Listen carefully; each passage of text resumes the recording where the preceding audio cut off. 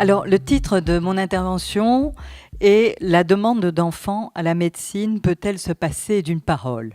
Alors, vous entendez bien que déjà dans ce titre, il y a un double postulat, celui d'une demande, qui dit demande dit adresse, celui d'une parole, qui dit parole dit sujet. Donc, c'est en quelque sorte l'axe autour duquel s'est construite cette clinique singulière, dans ce lieu particulier où des femmes, des couples, viennent solliciter une aide médicale pour procréer. Et je vais tenter de déplier, à l'aide de ma pratique d'analyste au sein de cette équipe de PMA en Belgique, quelques points saillants de cette clinique ainsi que les questions qui se posent à nous aujourd'hui. Alors, commençons d'emblée par la clinique. Un jour, je reçois une dame qui est introduite avec force insistance par le médecin dans mon bureau.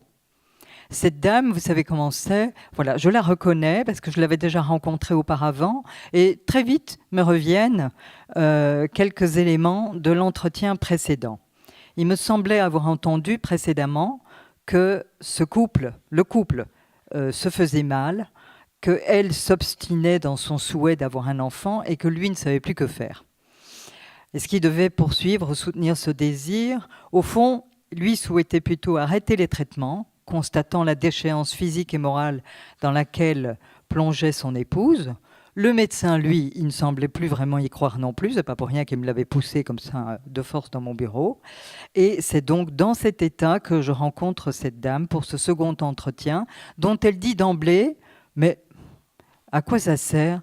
De toute façon, ça ne servira à rien. » À ce moment, précisément, où elle n'a plus rien à espérer, ni de la fécondation in vitro, ni des médecins, ni même de son mari, il s'était disputé le matin même, elle se mit à parler, plutôt à hoqueter une histoire entre des sanglots qui l'étouffaient. Alors, une histoire dont je vais juste vous donner le fil associatif, à savoir, c'est une histoire où elle parle d'un cousin dont sa mère s'est beaucoup occupée quand celui-ci était enfant. Elle était petite à ce moment-là. Ce cousin était comme un frère pour elle. Il était décédé accidentellement, ce cousin. Elle souhaitait tant avoir un enfant, mais ne savait si elle devait encore entreprendre une tentative de FIV. Elle voulait tant d'offrir un enfant à sa mère déjà âgée. Voilà. En gros, voilà le fil associatif de ce qu'elle vient déverser là comme ça. Et dans son chagrin, on entend que venait se mêler le décès de ce frère, de ce cousin qu'elle nommait comme un frère, son incapacité d'enfanter et son vœu d'offrir un enfant à sa mère. Alors, à la fin de cet entretien où je n'intervins que très très peu, elle se leva, se demandant pourquoi elle m'avait raconté tout cela. Au fond, me dit-elle, elle n'en avait jamais parlé à personne, et puis cela n'avait rien à voir, ni avec l'hôpital, ni avec la FIV. C'est elle qui parle là. Vous entendez la dénégation à l'œuvre. 2 mois plus tard, on m'apprit qu'elle était enceinte spontanément.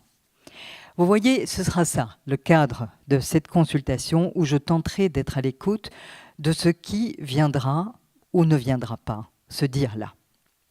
Alors, qu'est-ce que cette clinique nous rappelle? Elle nous rappelle quotidiennement que nous sommes des par-l'être, des êtres dénaturés par le langage, et que c'est d'une parole signifiante pour le sujet que dépend aussi le fonctionnement de ses organes. Ou pour le dire autrement, de quel fonctionnement langagier sommes-nous tributaires en tant qu'êtres parlants?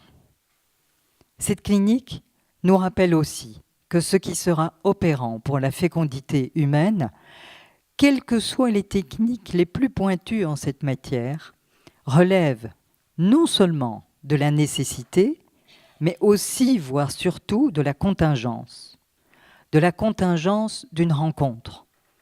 Rencontre signifiante, dira Marie-Madeleine Châtel dans son livre « Malaise dans la procréation ». Car au fond, vu de l'extérieur, la PMA pourrait représenter un univers fantasmé comme délivré de l'insu, un univers parfaitement maîtrisé, une procréation opérée techniquement délivrant les protagonistes des aléas de la sexualité, une procréation agissante à partir du seul nécessaire, et par là, les délivrant de la contingence. Et pourtant, la clinique, elle n'est pas celle-là, elle n'est pas celle de cet univers maîtrisé. Ce que les couples y rencontrent, c'est le ratage de la technique. Ils butent aussi sur ce réel que les technosciences tentent d'épuiser.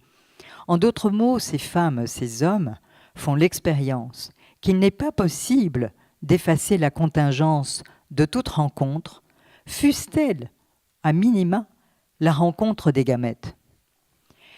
Et que cela opère à l'insu des protagonistes, continue à surprendre. Nous pourrions ainsi témoigner du nombre de consultations de PMA annulées, parfois à la suite d'un seul entretien avec le médecin, parfois à la suite seulement d'une prise de rendez-vous au centre.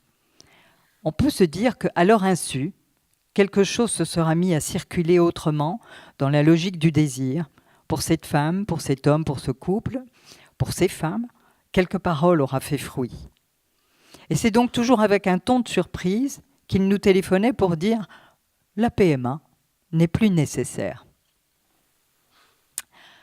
Voilà. Alors, juste pour vous expliquer, à partir de... Donc, j'ai commencé à travailler là en 87-89 au début.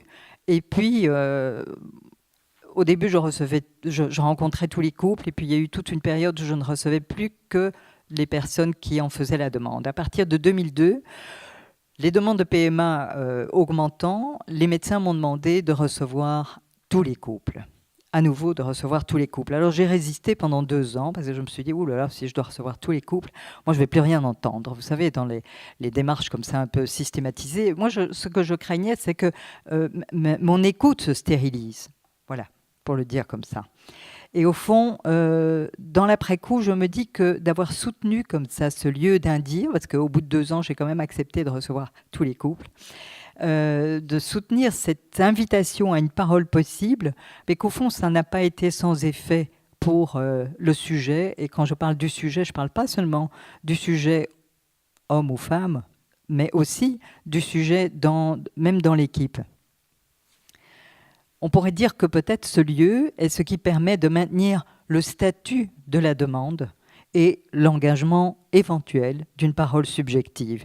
D'ailleurs, certaines femmes, je pense à des femmes françaises qui sont venues, qu'on a rencontrées dans le centre, elles ont insisté sur ce bord de parole que nous soutenons, nous faisant part que dans d'autres équipes, je parle de couples homosexuels, là, que dans d'autres équipes comme en Espagne, on leur envoie un devis à signer, ce qui les met alors dans un rapport exclusivement contractuel au centre consulté, avec en retour, bien sûr, l'impression, peut-être pas seulement une impression, mais de commander un enfant. Donc, voilà, on a soutenu cet espace d'un dire. Alors, quelques spécificités autour de cette clinique que je vais tenter de résumer. Je dirais que la première des spécificités, vous l'avez entendu, concerne le lieu de cette clinique qui a aujourd'hui pour adresse principale la médecine et donc les médecins spécialisés. C'est à eux que l'adresse est faite, là où auparavant c'était au ciel et au Dieu que s'adressait cette quête, cette demande d'enfant. Mais le ciel étant dorénavant vide, nous sommes passés là du paradigme divin au paradigme scientifique. Néanmoins, ce qui est à souligner, c'est que la question de l'adresse à un supposé savoir ou un supposé pouvoir est restée présente et active pour tout un chacun. Ce qui a changé, c'est le type de réponse. Ce n'est pas à vous que je vais devoir dire, mais je vais quand même le souligner en passant, que bien sûr cette adresse, elle est double. Elle concerne le praticien consulté, mais vous savez que comme dans toute adresse, il y a aussi l'adresse à l'autre, au grand autre, que Lacan écrit avec un grand A, hein, cet autre de la demande primordiale, des attentes, à qui les attentes et les demandes sont implicitement adressées. Alors, quand dans ce lieu-là, quand les traitements en PMA ne fonctionnent pas, Cette non-réponse à la demande fait retour au sujet avec une certaine violence. Je crois avec d'autant plus de violence dans notre monde actuel que aujourd'hui, à toute demande, on devrait pouvoir répondre et que dans notre monde, tout est pensé en termes de gestion et de programmation. Et je cite là un monsieur qui nous disait dans l'entretien, « Vous savez, j'ai tout programmé dans ma vie, je suis un homme anxieux, donc je programme tout. Mais la stérilité, ça, je ne l'avais pas programmé. » Alors, de ce retour de la question sur le sujet, qu'en faire? Je reviendrai, mais je la garde, cette question, parce qu'on en reparlera tout de suite. Je voudrais d'abord vous souligner une deuxième spécificité. Donc la première, c'est la question de l'adresse. La deuxième concerne la temporalité particulière de ces entretiens, puisque dans ces rencontres cliniques, au fond, tout est centré sur l'attente d'un événement à venir. C'est au fond, et ce n'est pas vectorisé par la question du passé ni par l'histoire de ces sujets. Leur histoire se résume au trajet effectué sur la route de cette fécondité espérée. L'histoire subjective de chacun est bien souvent mise à l'arrière-plan, et ce qui émerge en priorité, c'est la difficulté de ne pouvoir concrétiser ce désir d'enfant. Ce qui émerge aussi, c'est l'espoir ravivé par l'introduction des traitements par PMA, espoir qui, bien sûr, a pour fonction de venir voiler le risque de son envers, à savoir la déception, voire le désespoir quand la médecine ne pourra réussir. Et au fond, dans ces entretiens, vous entendez que ce sera tout un travail de faire émerger le bord subjectif de ce désir qui est en impasse. Et une troisième spécificité, ce que je souligne là, ce sera celle de l'objet, du rapport au fond très particulier qu'entretiennent les deux membres du couple à l'enfant, et donc qu'entretient le sujet à l'objet. Au fond, cet enfant, on pourrait le qualifier d'objet non encore advenu. Il est fantasmé, bien sûr, de tous les possibles, c'est un objet narcissisant par excellence, mais c'est un objet dont on peut dire que le manque réel vient questionner pour certains jusqu'à la raison d'être de leur couple, jusqu'à la raison d'être de travailler, de mettre des sous de côté, etc. C'est ce qu'ils disent, à quoi ça sert s'il n'y a pas d'enfant. Au fond, on pourrait dire que si la vie de famille avec enfant peut avoir cet effet d'obturateur du manque, d'illusion du plein, les couples qui ne peuvent en avoir sont par contre sans ménagement confrontés à la question du manque. Et là aussi, cette clinique nous permet de penser, nous indique combien aujourd'hui les hommes et les femmes sont peu introduits à la catégorie du manque. Ceci, bien sûr, nous concerne tous, mais on pourrait dire qu'aujourd'hui, dans ce monde qui nous sature de tous les objets de besoin et de pseudo-besoins, quand l'objet vient à manquer, quand l'enfant ne vient pas, même avec ces techniques, c'est pour un certain nombre vécu comme un dol insupportable, une injustice terrible, et parfois, ça m'a surpris, le premier moment de leur vie où ils sont confrontés réellement au manque. Mais je dois quand même souligner que quand je parle d'objet, vous entendez bien ici que l'enfant, il est mis là en position d'objet positivé. Cet enfant mis en place d'objet positivé, s'il est ce qui vient confirmer le couple, il n'en est donc plus l'effet, mais en deviendrait-il la cause, l'enfant comme cause du couple. Aurait-il pour fonction, cet enfant, de venir recouvrir cette question du manque? Alors, aujourd'hui, je pourrais dire qu'en 30 ans, nous avons remarqué énormément de changements dans ce domaine que je ne vais pas détailler. Vous savez bien combien le champ de la parenté et donc la façon dont chaque sujet se projette, anticipe, suspend ou refuse de devenir parent, ce sont des choses qui ont, dû aux changements sociaux et techniques d'ailleurs, se sont énormément modifiés. Des changements qui ont des effets, je dirais, psychiques et inconscients. Alors, au niveau de la clinique, je situerai deux points qui m'ont très fort marqué et qui m'ont obligé de venir intervenir autrement dans le travail. Le premier point que je soulignerai, c'est que, ça vous le savez, l'introduction au fond de ces techniques de PMA, vous savez, quand moi je parle de PMA, c'est ce que vous appelez en France l'AMP. Hein, voilà, il y a une inversion. Donc la PMA, ça veut dire toutes les techniques de procréation médicalement assistée. Au fond, l'introduction de ces techniques et une certaine banalisation de ces techniques, il faut le dire, hein, est certes une avancée technique que je ne critiquerai pas, mais ça repousse à plus loin ou à plus tard tout questionnement sur ce qui leur arrive à cet homme, à cette femme. C'est d'ailleurs surprenant, c'est ça qui m'a surpris, c'est d'entendre ces hommes et ces femmes ne plus prendre à leur compte ce symptôme dont ils viennent pourtant faire état. Ce qui importe, c'est qu'on peut y remédier, disent-ils. Alors, en n'entendant plus le symptôme comme étant celui du couple ou celui de cet homme ou de cette femme, la médecine, à son insu, ne participe-t-elle pas à cette logique d'une clinique hors sujet?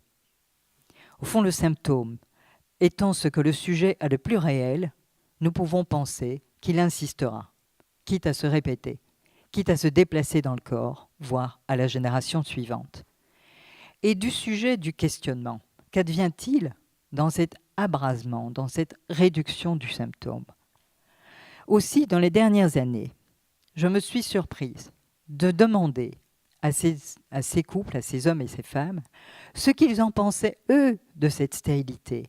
Qu'est-ce qu'ils en pensaient, eux, de cette infertilité? D'où ça leur vient, au fond?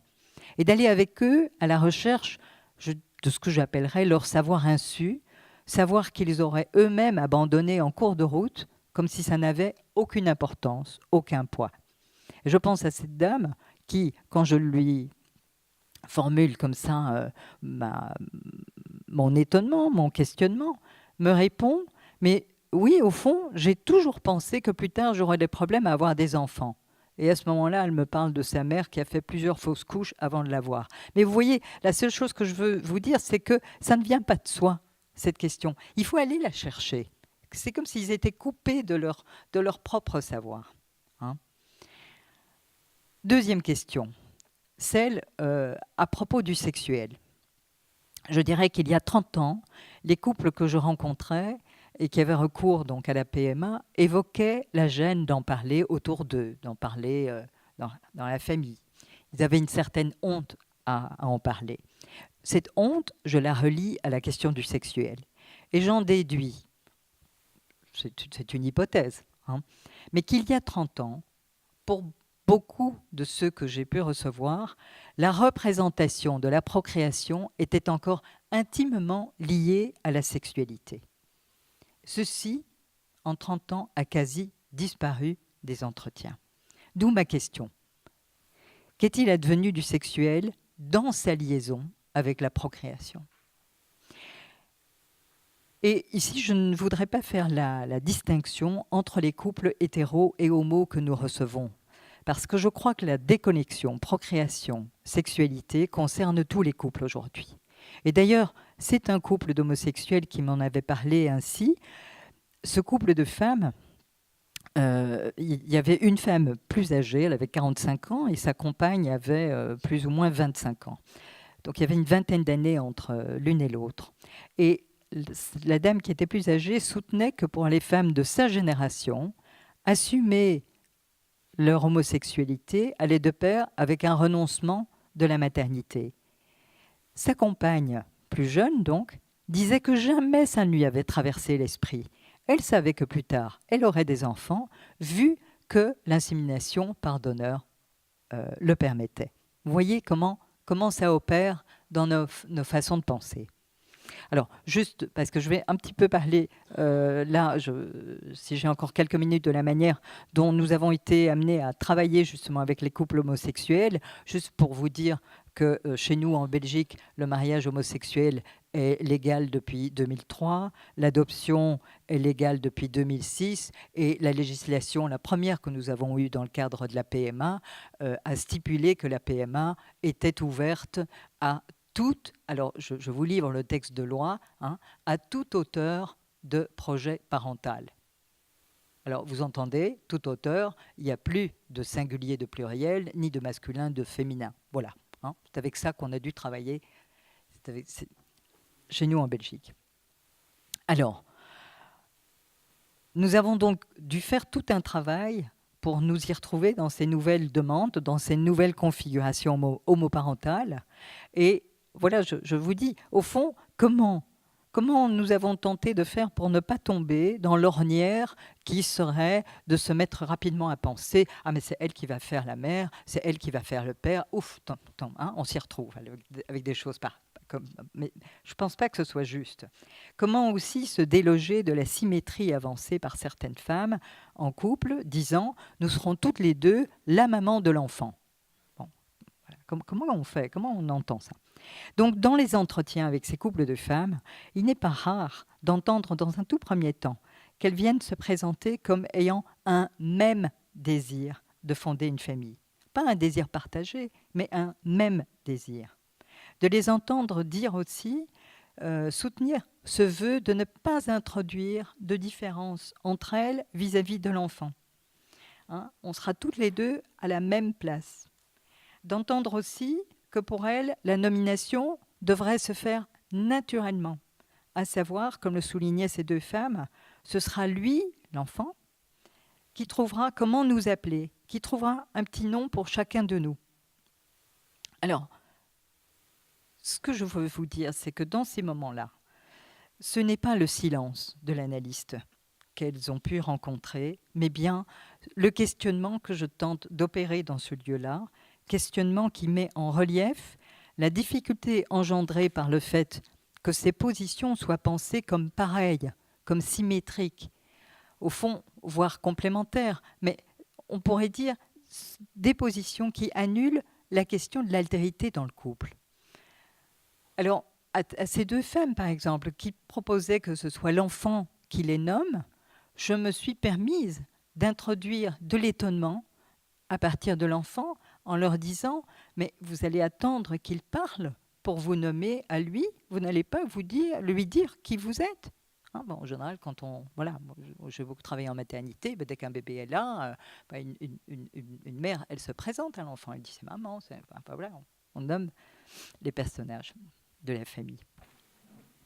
De même, pour ces deux femmes qui se sont présentées comme une dans ce désir, alors que dans leurs propos, leur singularité respective n'était pas absente, je me suis permise de leur faire remarquer que j'avais pu entendre qu'elles n'étaient pas aussi une, aussi même qu'elles le disaient, et que cela s'entendait à partir des points de singularité dans leurs propos.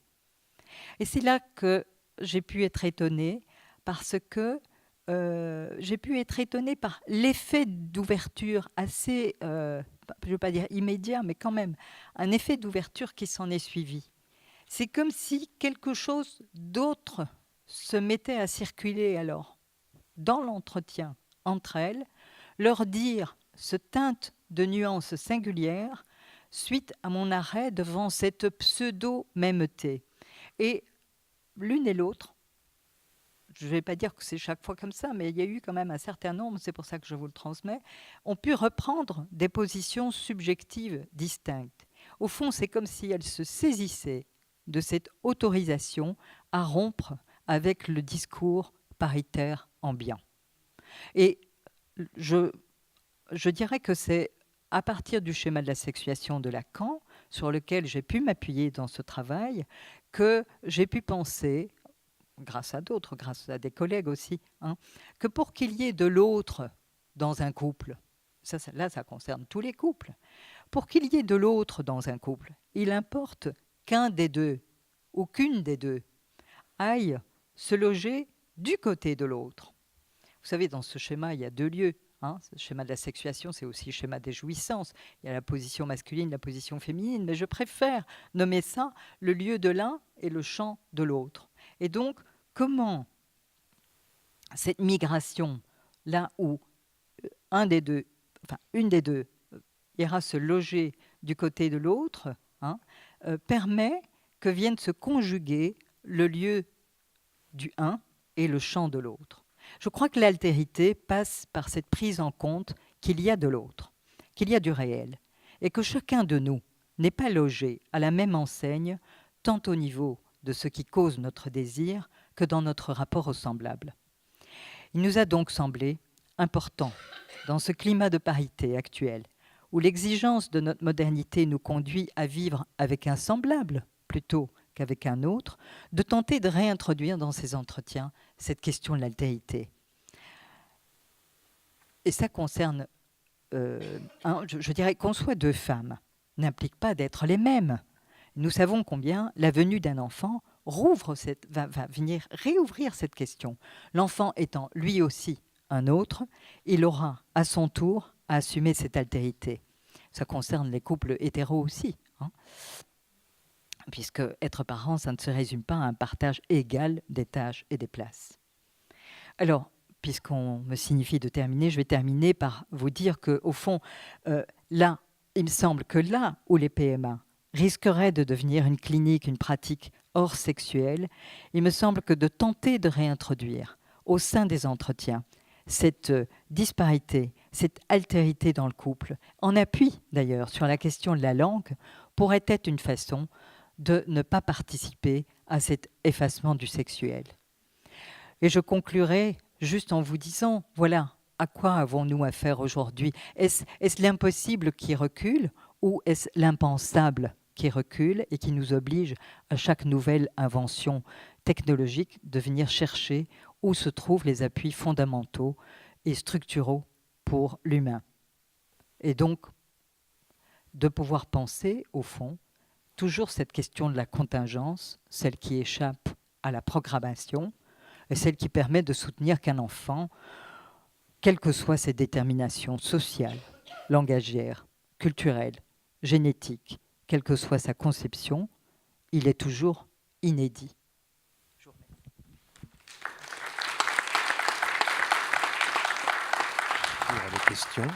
Évidemment, je ne peux que sauter sur le micro pour venir vers vous. Je vous remercie donc d'avoir abordé les choses de cette façon, de les avoir rendues claires et d'avoir souligné, vous le savez, puisque je parle de ça depuis quelques jours avec vous ici, tout ce que vous dites résonne profondément. Donc, je vais être moi aussi assez bref, hein, mais il y a des choses sur lesquelles je ne peux pas passer, évidemment, dans ce qui fait retour au fur et à mesure que vous parlez. D'abord, ce moment particulier que vous avez parfaitement décrit, avec des illustrations cliniques et en même temps, ce moment si singulier de la rencontre où, quand une femme lâche ce quelque chose qui ne ressemble qu'à un objet et non pas une cause du désir, là, quelque chose s'entend.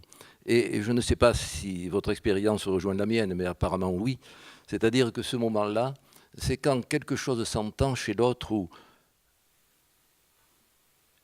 mis à distance, c'est le mystère de la vie qui est là. C'est l'énigme de la conception. C'est la question de l'amour, le mystère de la vie, le mystère de la mort. Et devant cela, quelque chose s'est déjà produit. C'est-à-dire que cette perception intime que quelque chose peut advenir est rencontrée. Quand une femme rencontre cette dimension de l'impossible, cette dimension du réel, là, la conception n'est pas loin. Ça, c'est le premier point. Il faut des nuances, mais enfin, je n'ai pas le temps. Deuxièmement, quand vous avez dit, par exemple, quand on m'a demandé de m'occuper de tous les couples, je pensais là que je vais stériliser ma manière de procéder. Je vous rassure, c'est un diagnostic, vous ne risquez rien. Voilà, ça c'est le point important. Vous ne risquez rien parce que vous dites simplement ceci, ce qui permet d'entendre une parole subjective. Alors, cette parole subjective, évidemment, c'est pour moi, vous l'avez entendu, je pense comme moi-même, introduire la dimension du sujet là où la science l'exclut. C'est ça. Et enfin, quelque chose d'autre que je voudrais encore souligner et qui me paraît vraiment, vraiment fondamental, c'est le passage de l'objet à la cause du désir. Ça, il faudrait en parler évidemment plus longuement. Et puis encore quelque chose qui me paraît aussi très important, c'est votre manière d'aborder les choses en passant par l'interprétation analytique. Vous savez, Vous savez combien ce problème me préoccupe depuis longtemps. Avant que je sois moi-même donc psychanalyste, j'étais donc gynécologue praticien, je le suis resté. Mais je ne savais pas que les choses se passaient comme ça. Mais en définitive, la dimension du transfert menait la route de la rencontre de la vie. Et là, c'est de l'interprétation dont vous nous avez parlé clairement. C'est votre silence, dans le premier cas. L'interprétation, c'était votre silence. Et dans le deuxième cas, combien important quand vous avez parlé de l'homosexualité, et je terminerai uniquement par une histoire clinique parce que vous m'y renvoyez tout le temps, bien entendu. Je pense à cette femme, il était une rencontre comme celle-ci dans l'Hérault, et donc une femme revient dans mon cabinet et me dit « Je vous ai entendu parler et je suis homosexuel, mon ami a un enfant et vraiment j'ai pensé que c'est vers vous qu'il fallait venir pour que je puisse moi aussi être mère. » Nous avons évidemment eu une rencontre et elle est revenue 15 jours plus tard. Et puis elle m'a dit, il y a quelque chose depuis ce passage ici qui a changé en moi. Je ne peux pas encore vous dire quoi, mais si vous permettez, je reviendrai. Elle revient 15 jours encore et elle me raconte l'histoire suivante. Elle m'a dit, nous étions dans la rue et on promenait l'enfant donc de mon ami. Et tout d'un coup, on rencontre des amis et une petite fille de 7 ans que conduisait une maman. Alors, cette petite fille regarde le berceau, qu'il est beau ce bébé. Puis elle regarde la mère, et puis finalement, elle dit, dans cette mère-là, il y a le regard de la mère, et puis elle lève les yeux et elle dit, et toi, qui es-tu? Ah oui, ça y est, je sais, tu es son amoureuse. Elle me raconte cette histoire-là et elle me dit, cet enfant a interprété en moi quelque chose qui fait que non, je ne veux pas être la mère, je veux simplement aimer et rencontrer l'amour. Voilà, je finirai l'histoire, si vous voulez, parce qu'elle est belle. Et cette quinte de tout n'est pas une fuite, mais est certainement un retour.